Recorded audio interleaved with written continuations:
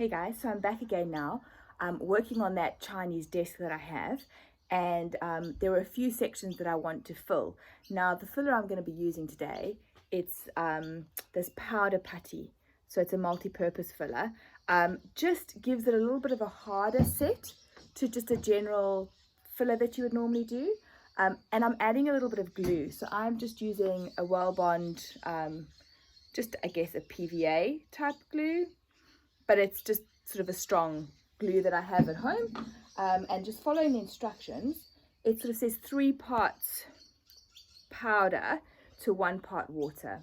So I'm just going to mix it up in a little container. So 1, 2, 3, and then I'm just pouring. I'm kind of eyeballing, to be honest. I'm not very good at measuring that. The water in. Now you need it to be sort of a paste form. So if you've added a bit too much water, it's okay, just add a bit more powder.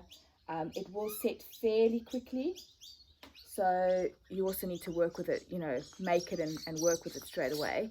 And that's one of the reasons why I think it gets a bit harder. Now, like I said, I'm just going to add sort of, need 2 hands to squeeze, a dollop of glue, just to give it a bit more of a bonding agent as well, and make it a little bit stronger with the setting, and just with the unit I'm doing. I've got a couple of cracks in the legs, so I'm just using this as a sort of a stronger set finish. I'm just going to do a bit more powder. So when you're done, it kind of looks a bit like that. I'm painting this piece, so to me it doesn't really matter what color the putty is. This is more like, I guess, better for a wood filler as well. So, you can smell. It's got a little bit of a wood smell to it. So that's kind of what it looks like. Now I'm going to take you down here. I'm going to show you actually. I kind of filled this part in a little bit earlier. And then I got a little bit too much into here. So I've just rubbed that off with a damp cloth, and I'll go over everything with with some sandpaper later. Now, all right, so back again at this random angle.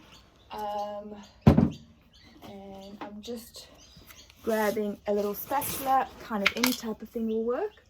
I found another one at the back here, so I'm just using my little, you can use anything, you can use your fingers, you can use the spatula,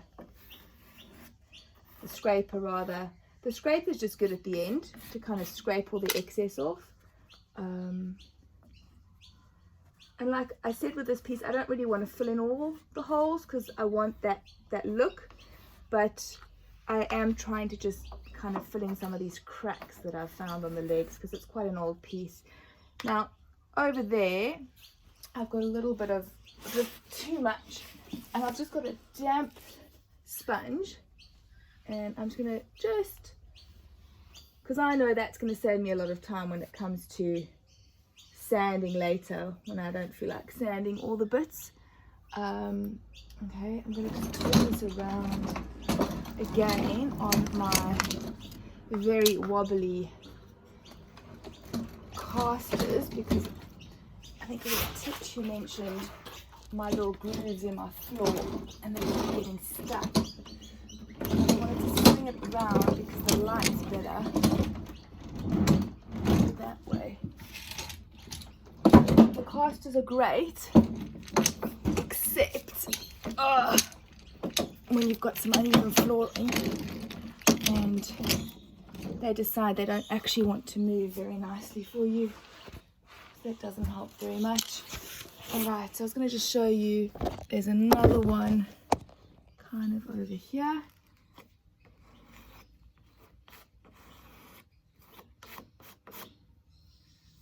Oh, and up there. Probably can't see up that part.